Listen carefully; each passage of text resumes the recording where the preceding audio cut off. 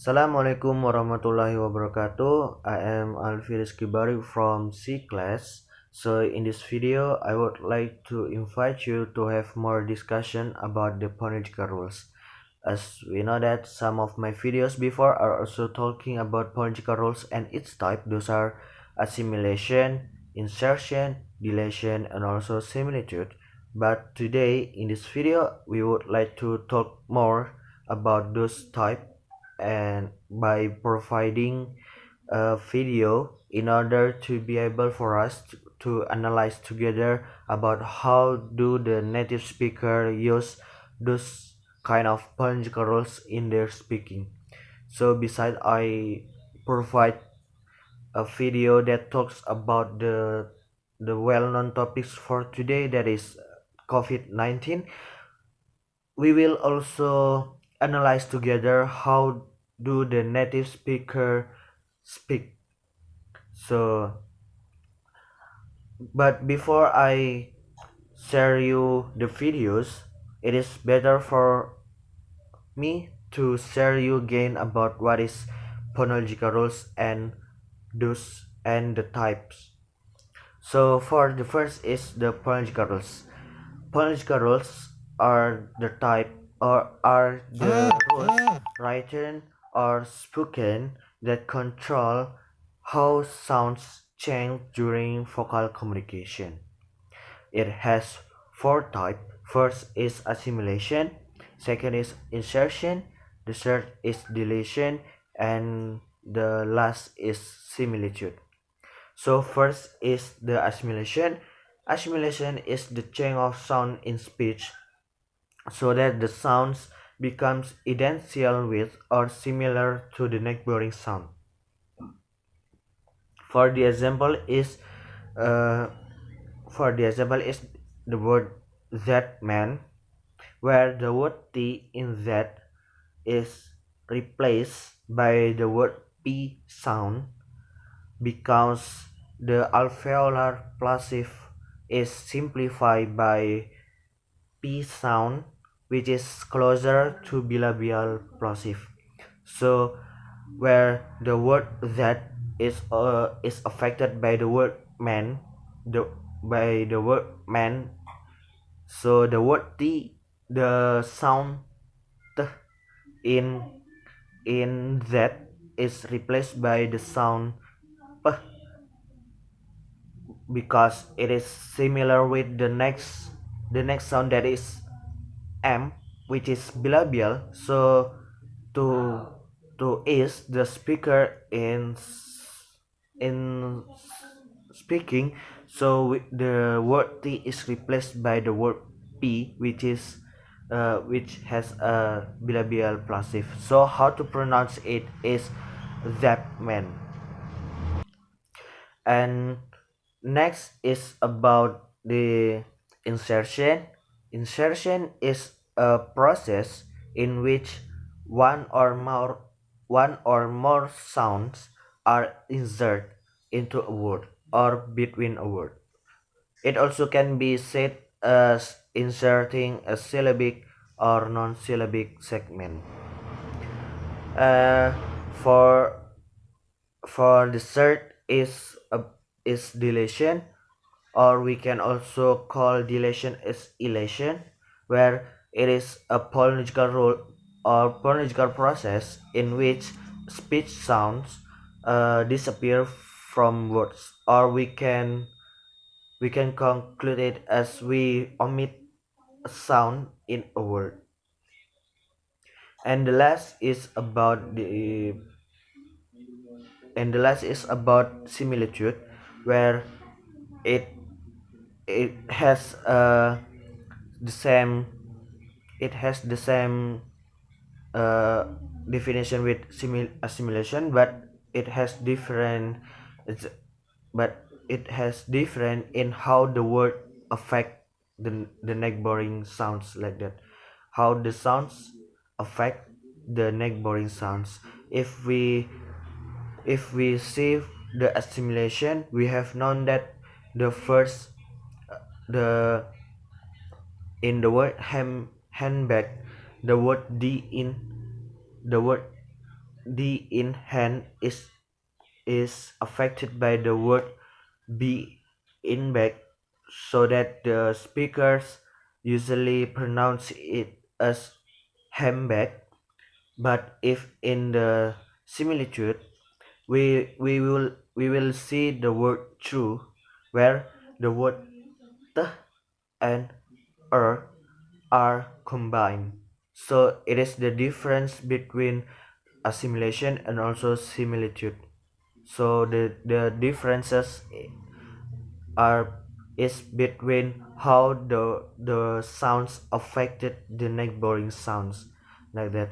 So to have more, to have deeper understanding, so let so I will share the videos, and after that we will have a discussion. We will analyze together how do the native speaker use those types, or use those phonological rules type. So I will provide you the video. So we need to get the facts straight. How does this virus work? How does it transmit? Where does it want to go? And let's protect ourselves. I'm Dr. Peter Lin. I'm a family physician in Toronto, Canada. The coronavirus is a family of viruses that can cause as mild things as just a common cold, all the way up to SARS or MERS. These are these bad pneumonias that we're talking about. And basically what these viruses are, they look like a tennis ball with all these spikes sticking out of it. And depending on the type of spike, it allows that virus to attach to certain places. So some viruses, they have the spike that attaches to your nose. So basically you just get a common cold. But the SARS virus and this new virus that we're talking about has the spike that allows it to attach to the cells in your lung. And when it attaches there, it puts in information to make photocopies of itself. So it uses our equipment to make more viruses. I'm declaring a public health emergency of international concern over the global outbreak of novel coronavirus. Most of the coronaviruses live in animals. In this particular case, it was from Wuhan. There was a fish market where they were selling live animals. And the thought is that the virus was in a live animal, then it crossed into a human. But then what we found was that people were getting sick in terms of healthcare workers, in terms of family members that were looking after them, which now meant that the virus can pass from human to another human. Just like all viruses, it needs to reach a target, which is your lung. And it has to get there with your help. It has no feet and no wings. So therefore it needs us to move it there. So that's why we keep saying, don't hang around sneezy people because you're gonna breathe it in. And don't touch your face because that's how the virus is gonna get in. The masks are helpful, but they're not necessary because they're leaky. The ones that you and I buy basically have pockets here, so therefore the virus can get in. What the masks really do is they stop us from touching our face. If you're sick, we tend to mask you, so therefore you're not spewing out the viruses to other people sitting around you. The true people that have the real masks are the N95. Those are sealed. These are for the doctors that may be caring for the patients. So in the beginning, the coronavirus will cause kind of like flu-like symptoms or a cold. So people just get the stuffy nose, that kind of thing. But you'll understand that as soon as that virus starts manufacturing in your lung cells, they're producing all these copies of the virus, all of a sudden now you kill the lung cells. So now you can't exchange oxygen. And that's why one of the early symptoms is people get very short of breath and they tend to have a difficult time breathing, and that's why they end up in hospital. So currently, unfortunately, we don't have a direct treatment for the coronavirus. So we don't have a medication that can kill it off. And so it's really supportive. So in other words, the patient can't breathe, we give them oxygen, help them to breathe. They can't drink, so therefore we give them fluids to support them. Their kidneys begin to shut down, we help them with all those things. So it's a very supportive process. This is a new virus that we've never seen before. So our immune system, our army, are having a hard time figuring out what to do. So usually what we have to do is we make something called antibodies. So these are things that can grab onto the spikes that we see on the virus, and it'll get rid of the virus for you, and that will actually bring you back to good health. So therefore the elderly may have a worse outcome, and of course the young children. So the babies, their immune system is not so good either, so they may not make those antibodies as well. So just remember, your hands may be with virus, Virus cannot hurt you because it can't get through the skin. But the moment I do this, now I've brought the virus right to where it wants to go. So let's remember not to touch our hands to our face. So let's say you think that you might have been on a plane or you might have bumped into somebody that has it. What should you do? So the first thing is to contact a healthcare worker to tell them that potentially you have it. If you're feeling symptoms and you're going to go into a facility, call ahead. Okay, so whether you're calling the paramedics or whether you're calling the hospital or your doctor, just mention that you were on a flight. If you don't have any symptoms, then what we do is a little bit of a self-quarantine. In other words, we can just keep you away from other people, and so you don't go into parties, don't go with your friends, don't go into public transportation. So we can contain it very easily by making sure that you do a self-confinement, so to speak, for the, let's say, 7 to 14 days is the longest incubation time. So after that, if you're feeling well, then you don't have anything to worry about.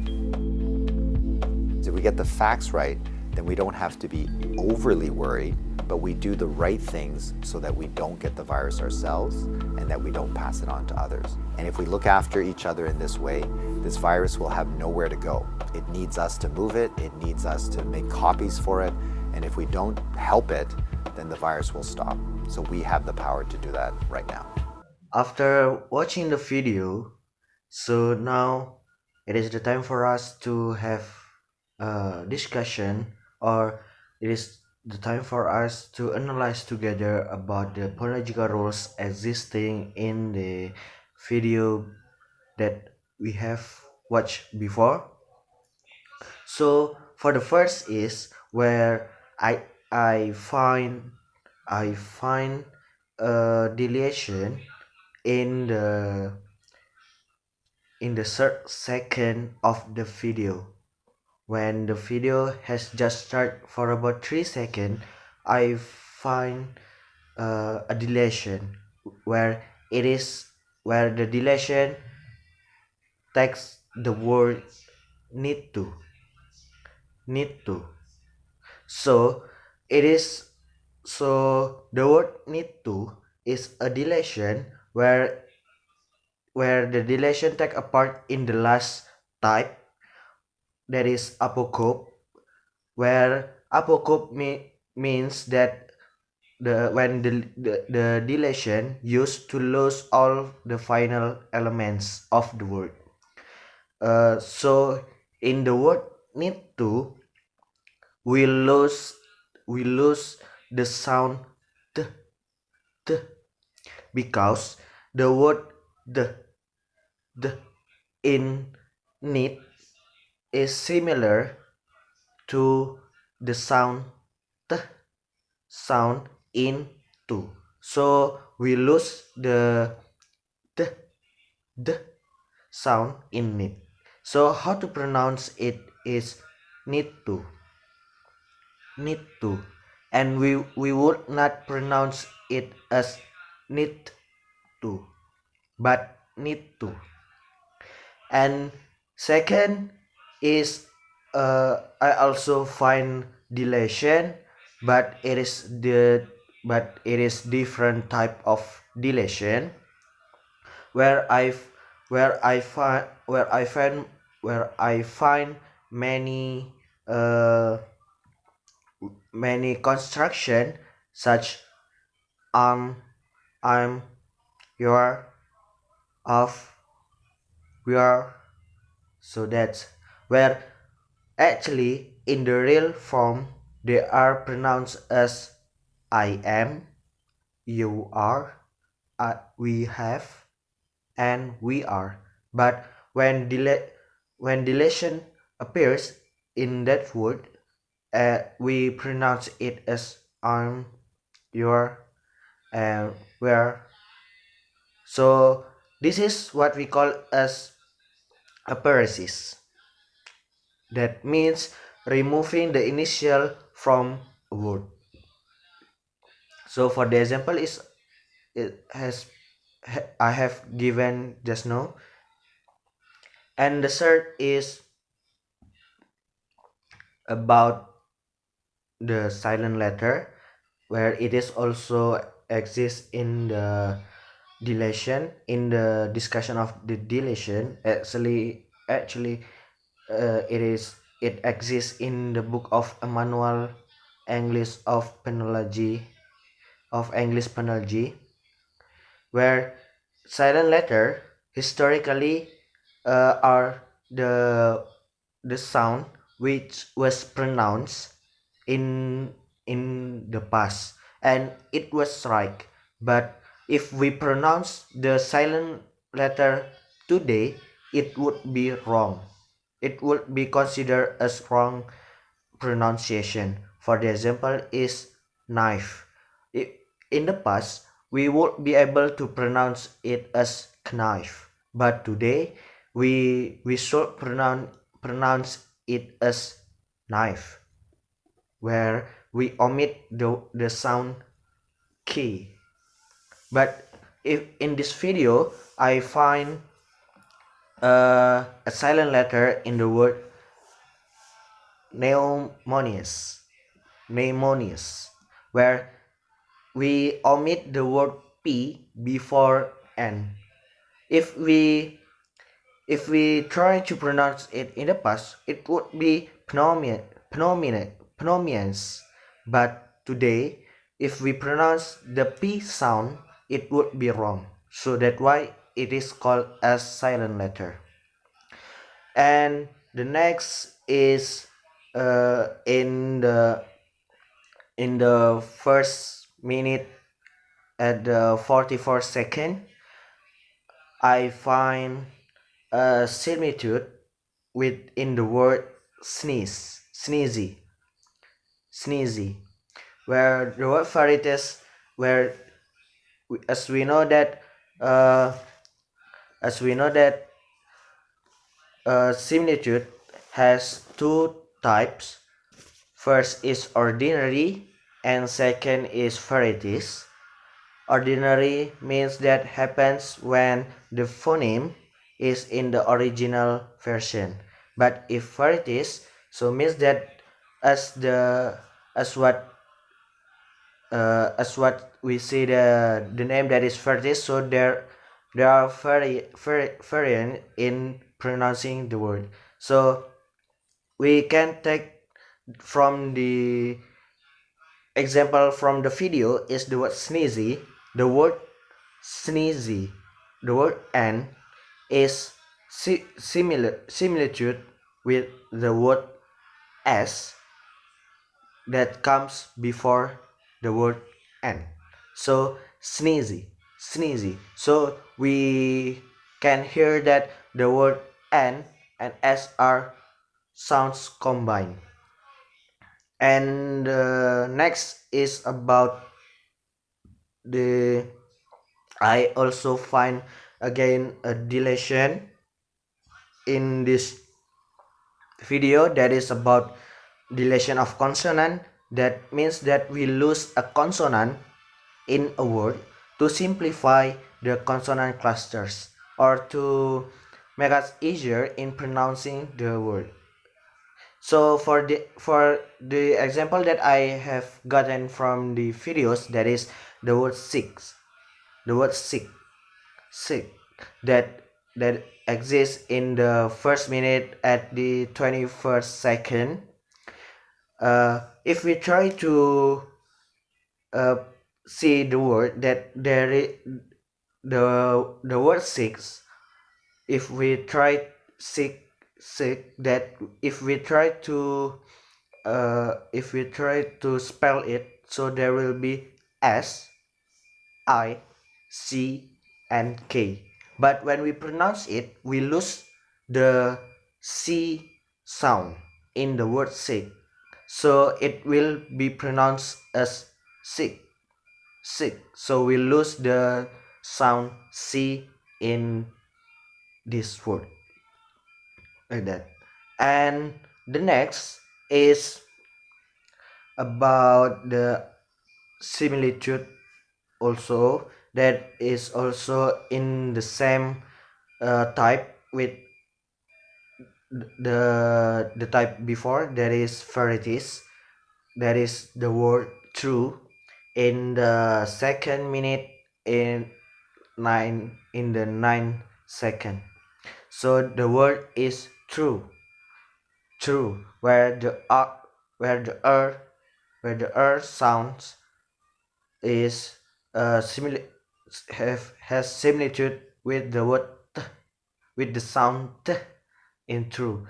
And if we hear that the sound t, t and r sounds combined when we pronounce true. So next is also in the second minutes at the 22nd second, that is about symptom. If we try to spell after m there is a p sound,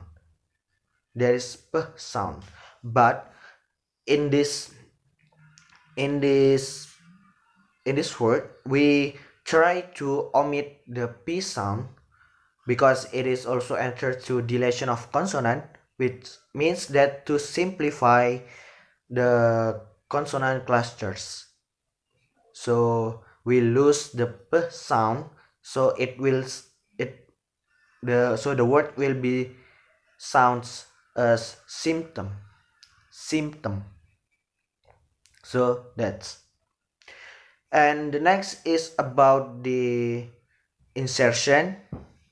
So in insertion there are many kind of there are many example of insertion in this video, eh, especially for the plural form of noun such uh, such viruses. As we know, in as what I understand from the word viruses here, it the word viruses enters to the second type of the insertion, that is epenthesis, where a sounds insert at the last of the word. So for the example is viruses, where at the original form or the singular form of viruses is virus, but when it is well but when the virus becomes plural, so we insert the word the sounds as is after virus, so it will be sounds as viruses. As we know that in insertion there are two types. First is prothesis and second is epenthesis that I have explained just now. And for the prothesis is a sounds insert at the beginning of the sounds. So for the example, I can give the example, but it doesn't exist in the video. So for the example is Snoopy. If we try to hear, there is